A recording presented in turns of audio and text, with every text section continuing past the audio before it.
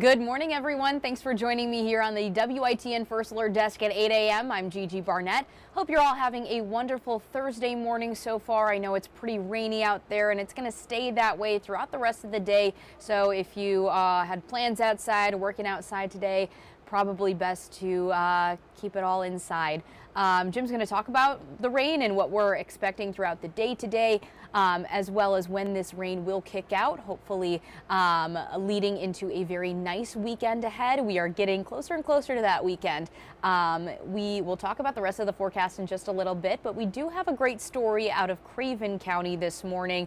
An all-women build program for Habitat for Humanity has been building a home in a New Bern neighborhood. So we were able to see them all in action, you know, getting dirty, rolling up their sleeves and really building this. And it was just a great show of community and support of one another, and really just laying the foundation for a family's home.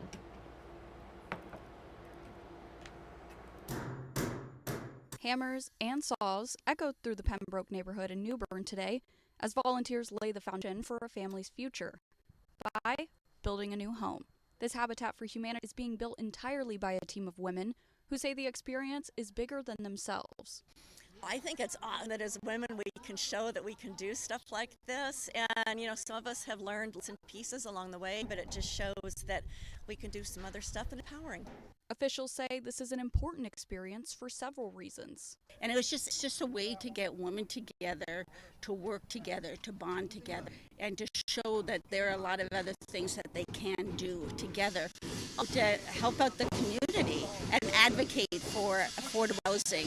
Future homeowner Jocelyn Pearsall says seeing the progress is meaningful for her. Because women are powerful, they can do anything, and I know that for my own.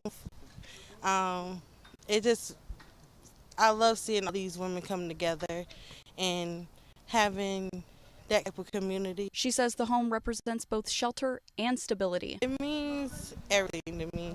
It means that my family will have somewhere full and safe and loving to come home to. Pieces come together.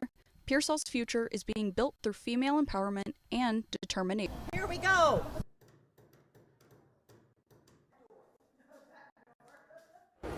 Well, really great to see all the work and action that's going on in that house. The foundation's looking great, and I think it's also really beautiful to see that they're able to write some words of wisdom and encouragement and love throughout that home.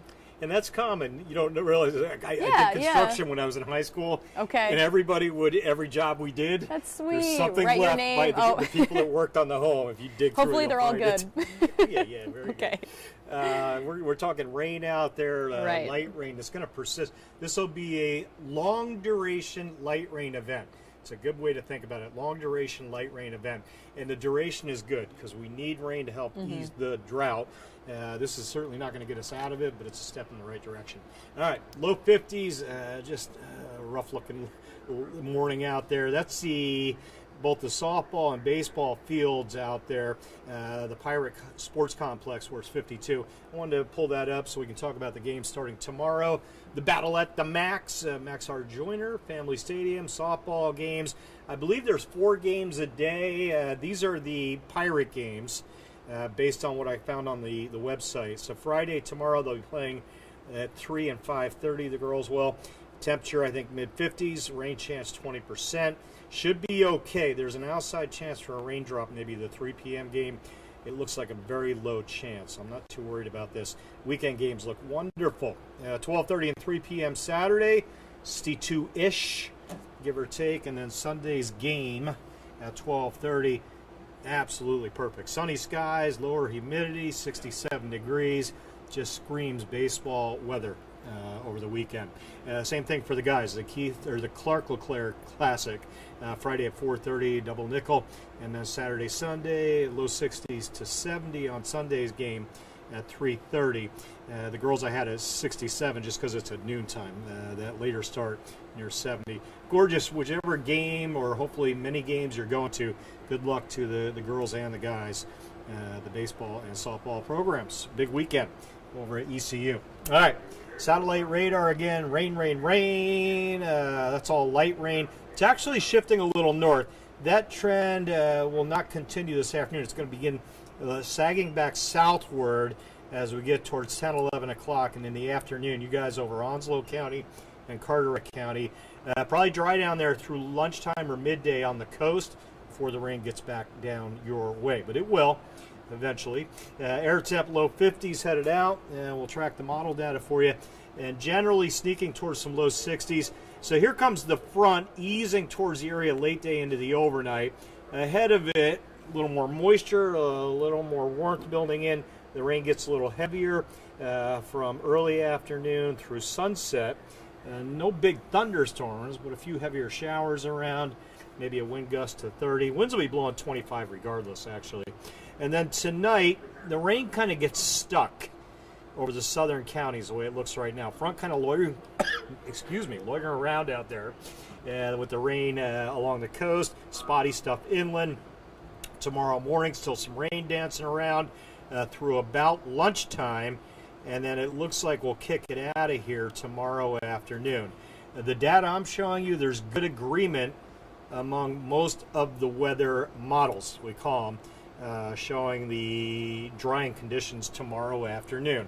And I'm emphasizing that because of the data I just showed you for the softball and baseball games. They should be okay. And then the weekend, we look real good. Clouds thinning Friday night and a Saturday. Some 30s early Saturday. And then with that sunshine, a sunnier forecast starting to build on Saturday, we should be able to get well into the 60s, mid-60s Saturday afternoon. And that'll be a 70, maybe a 71, even a 72 on Sunday. Good stuff. All right, add all the rain up that I just showed you over the next 18 hours or so, and we should end up close to 1 inch most areas. Those numbers look a little low to me. I think we'll be closer to 1 inch, maybe an inch plus many areas before it all wraps up. Good rain for us. Cool, wet, breezy again today with the low 60s this afternoon. On the coast, generally in the 50s later today. There's that wind I mentioned, 15 gusting 25 this afternoon. Watch tomorrow. North wind coming in tonight, tomorrow morning. That's your cold front, easing to the coast as we hit sunrise into the afternoon. And again, that'll push the rain southbound and cool the air temps a little bit as well to the mid-50s tomorrow. All right. 8-day forecast, a lot of stuff going on this 8-day. Wet, breezy today, 90% chance of rain. We'll taper that to 70-80% tonight.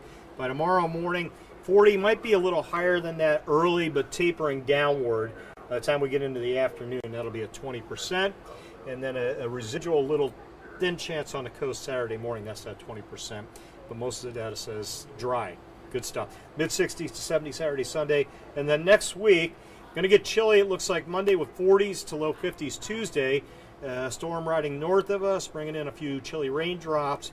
That pulls away. The warmer comes right back. 70 by Thursday. Good stuff. All right, nice to see the weekend still looking great. And today, even though it is kind of a dank day, I like that word that you used there. It's going to lead to this really nice weekend.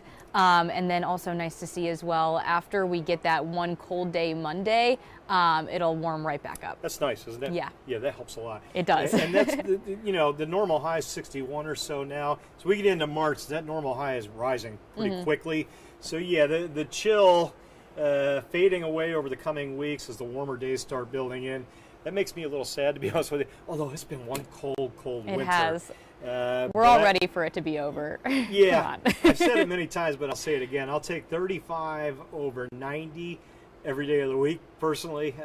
Summer, once it gets here, we'll all be saying, man, I'd like to have some of that chilly air back. That's true. We do always say that. But you're right. Right now, though, most people are like, get the cold out of here. Yeah, no, I think a lot of us are done with it. We would take the 90s at this point if we could sit by the pool, but that's not the case right now. We'll just take what we can get. With the reality of the situation. Exactly. All right, well, thank you so much for joining us this morning. Just want to say hello to Esmeralda over on Facebook. Thanks so much for tuning in from Chinquapin, and hope you all have a wonderful rest of your Thursday. We'll be back again bright and early tomorrow morning. Night.